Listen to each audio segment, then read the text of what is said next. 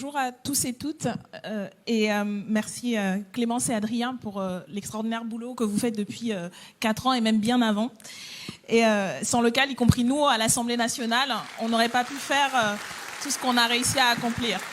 Avec tous les camarades d'ailleurs de l'équipe et des livrets.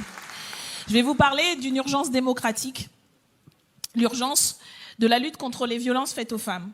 C'est une urgence démocratique parce que dans notre pays, chaque jour, des dizaines, des centaines, des milliers de femmes sont victimes de violences, violences psychologiques, verbales, physiques, sexuelles, administratives, médicales ou économiques. Parce qu'elles sont femmes ou perçues comme telles. 30% des femmes sont victimes de harcèlement sexuel au travail. Une femme meurt tous les 2 jours, assassinée par son compagnon ou son ex-compagnon. Jeudi 14 octobre, à Jussy, elle avait 74 ans. Elle a été assassinée par son mari. C'était le 93e féminicide depuis le début de l'année. Et ce ne sont pas des faits divers. Ce sont des effets de système. Le produit de la construction sociale, culturelle, politique, du rôle des femmes dans la société, qui leur assigne une position d'inégalité et qui se manifeste par un accès inégal aux droits et aux ressources et par une exposition renforcée aux violences de toutes sortes.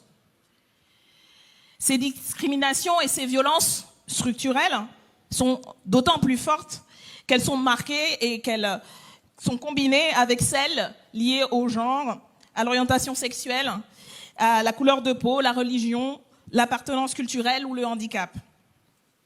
Ces violences subies au quotidien sont connues, documentées, dénoncées depuis toujours. Mais ce n'est que récemment qu'elles ont commencé à être entendues par la société avec le mouvement MeToo devenu planétaire, les témoignages publics de ces violences par des femmes qui sont sorties du silence et qui se sont affranchies de la honte qui trop souvent accompagne les victimes.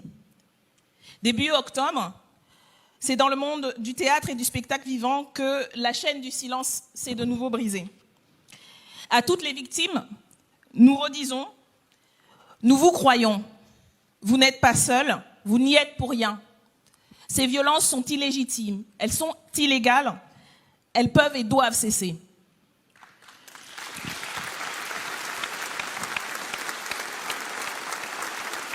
À la France insoumise, nous nous battons aux côtés des victimes, aux côtés des associations pour les droits des femmes, pour obtenir justice et réparation. Et nous nous battons aussi, surtout, pour éradiquer ces violences, car il n'y a pas de fatalité. Et là où il y a la volonté et les moyens, il y a des chemins possibles. C'est ce que montre notamment en 2018, ce qu'a montré le rapport du Haut Conseil à l'égalité entre les femmes et les hommes, associé à plusieurs grandes associations qui posaient la question de savoir où était l'argent contre les violences faites aux femmes.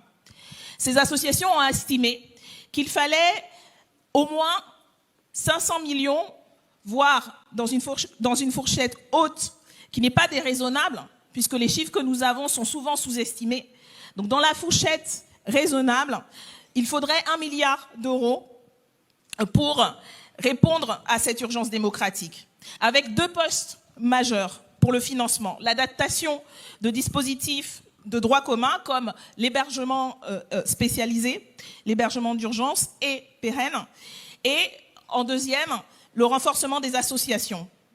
Parmi les autres recommandations, il y a l'augmentation du budget des parcours de sortie des femmes, le fait de rendre publiques les données financières sur le fléchage des moyens et d'utiliser une vision intégrant les dimensions de l'égalité dans les budgets et dans l'ensemble des budgets de l'État.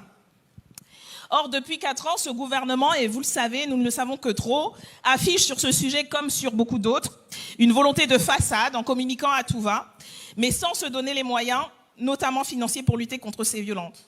Il a fait preuve d'un cynisme et d'une duplicité sans nom en manipulant les chiffres pour faire passer son budget comme étant à la hauteur, ce qu'ont dénoncé très justement les associations.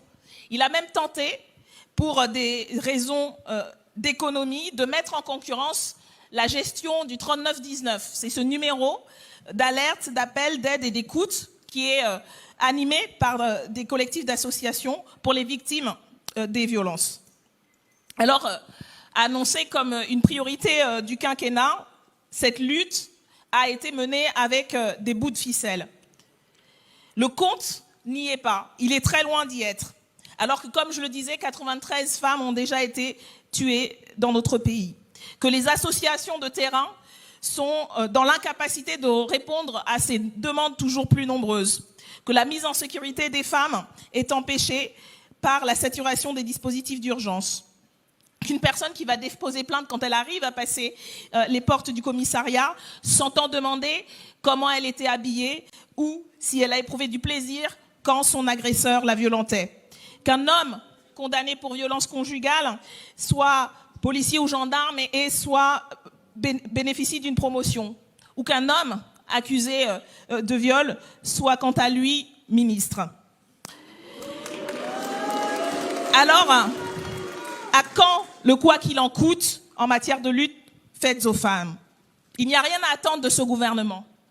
C'est en 2022, avec Jean-Luc Mélenchon et une majorité d'Union populaire, que nous serons véritablement en mesure de mettre les moyens urgents et nécessaires pour éradiquer ces violences. Merci Danielle.